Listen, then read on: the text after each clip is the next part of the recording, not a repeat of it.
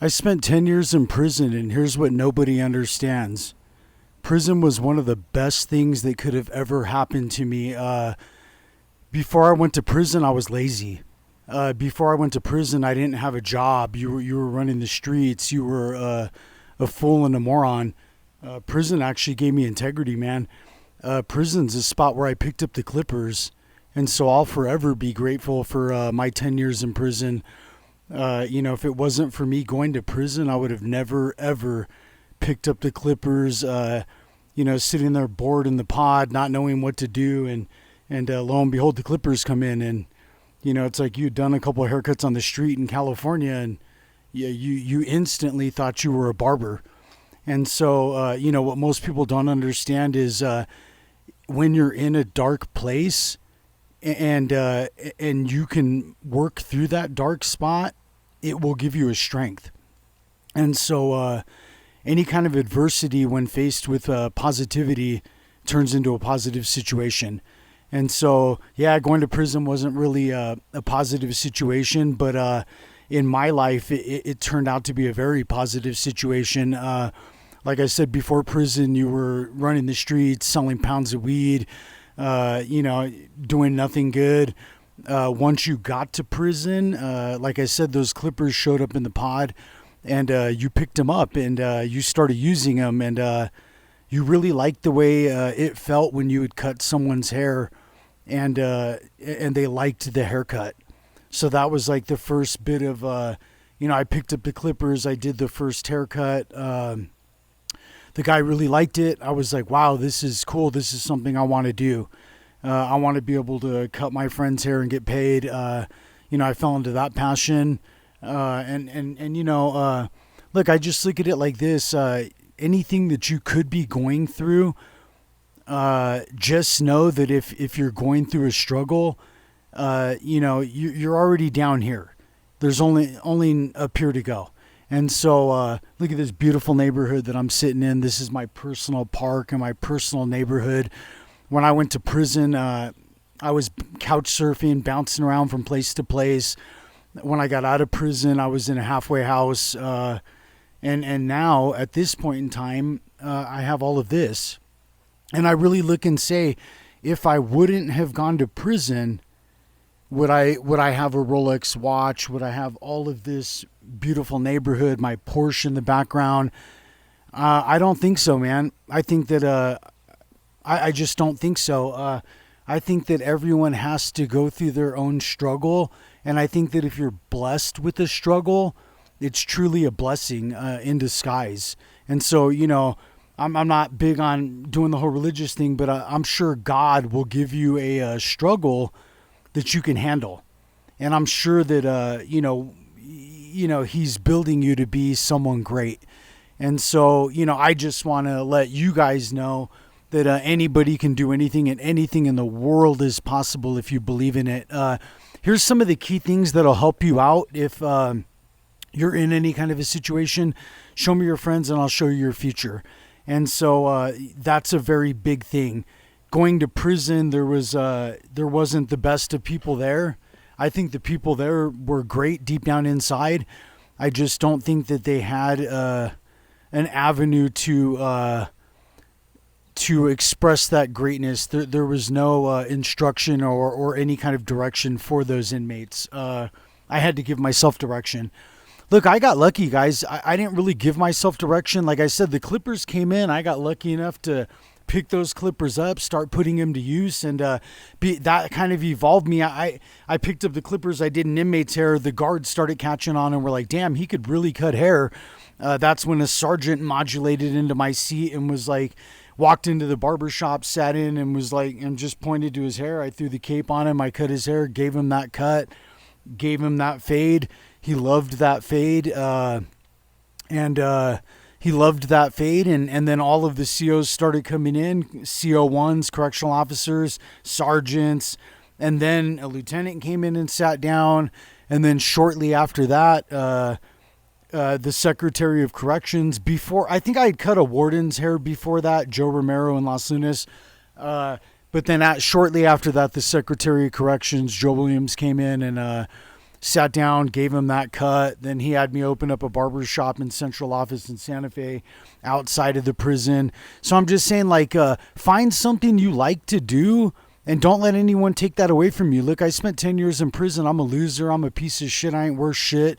I'm nothing in the job environment. Not one person in the world will give me a job because I ain't worth shit. But guess what? I'm worth something to me.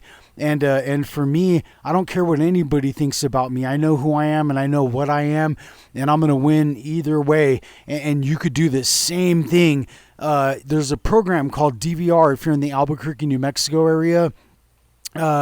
If you have a disability, meaning PTSD, and you have paperwork for it, you have some kind of anxiety disorder, you're on Ritalin, whatever your case is, DVR will, you can fill out for that program. And if you're living in Albuquerque, or New Mexico, you can fill out for that program. And they'll pay for a barber license, they'll pay for a styling license, they'll pay for a nail tech situation. I had no money when I got out, so I utilized that program and utilized them. They paid for the license. Once I got the license, made money like a barber makes and became really good at my craft, escalated my prices to a certain price point, and I have certain goals that I want to reach. And me reaching a certain price for my cut, I charge $65 plus tax, $120 for a scissor haircut. I'm at those price points. I'm reaching the goals that I want to reach. I'm not the smartest guy in the world. I'm probably not even close to smart, period. That's how I know that anybody can do it. Doesn't take any kind of education to get going. It just takes your foot to step on that gas pedal and to get going.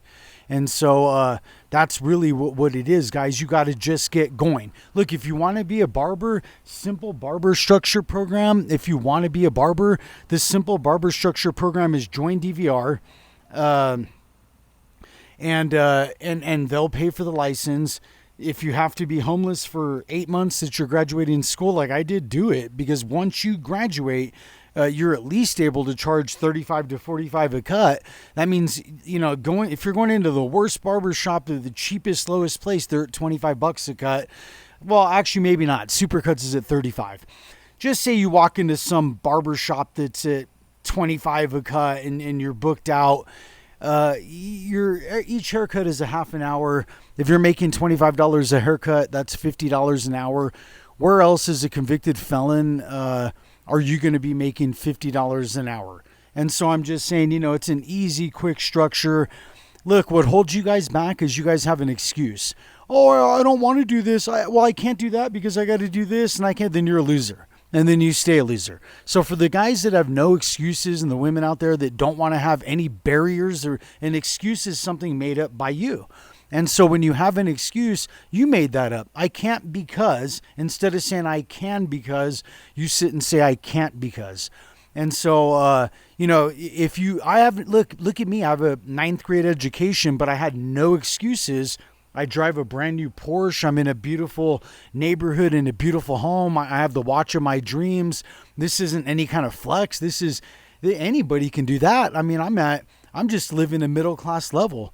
I mean, I live in high desert in Albuquerque, New Mexico. I'm probably the poorest one, or, definitely the one with the most checkered past in this neighborhood. But again, I don't care. I don't function off of what anybody thinks about me. That's how I'm such a winner. I don't care what any of these people think about me. I come in with look, I'm trash. I come in, I ain't shit. I already said it. So it's, if you think it about me, who cares? I'm just going to keep rising and rising and rising. And one day I'll rise so high that, it has to be known that I'm a good person and that I've done the right thing. And so, I'm not doing this to reach a certain goal of money. I'm doing this just to see how high that I could go.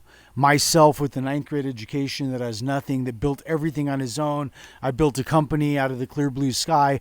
I was sitting in a level 6 prison thinking the word SIR, an acronym for superior, integrity, and respect. For every guard that came in and got the cut, I said, what about building an elite shop when I get out for these elite sirs, and I could be the servant to them? the same proper way that I served him in the jail facility. So, hey guys, guess what? They love it. So, either way, it worked. Whether you like it or not, I'm going to keep telling my story. In the shop, I'm going to keep telling my story. I'm going to keep going in the news. I'm going to keep telling them that I've been to prison. I'm going to keep telling him that I'm a convicted felon. I'm going to keep telling him everything else about me. And you know what? I have no care, because guess what? I'm always going to tell the truth about myself. And another thing is, here's a little dark secret. I ain't shit, and guess what? I'm a convicted felon, and I'm a loser in everybody's eyes. But guess what? Everyone has a dark secret, and you might be going through a divorce. Your wife might not give a fuck about you, and everyone's going through something. So if you want to judge me, do it. I don't care at all. But if you are thinking low about yourself, or you're a felon that's getting out, and you're one of my brothers, hit me up. If you're a brother out there that's been to jail or prison, you're a brother of mine. We're prison brothers.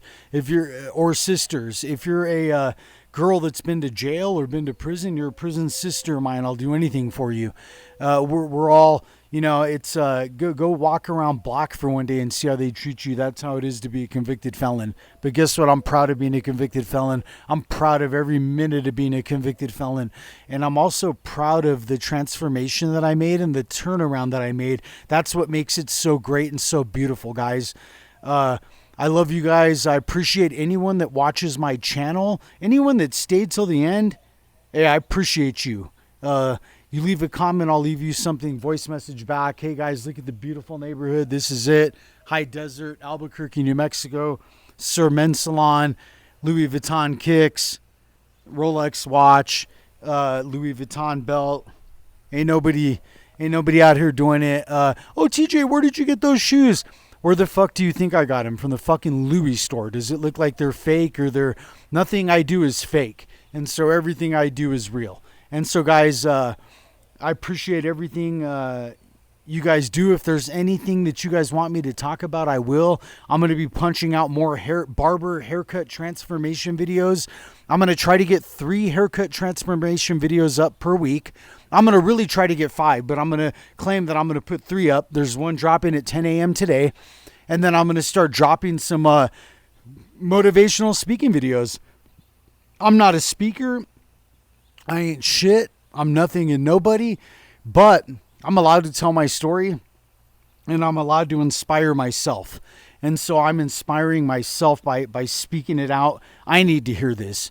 And so, if anyone else gets inspired by it, appreciate you. Good for you. If you don't get inspired by it, you don't like me, leave a thumbs down. Don't subscribe to the channel.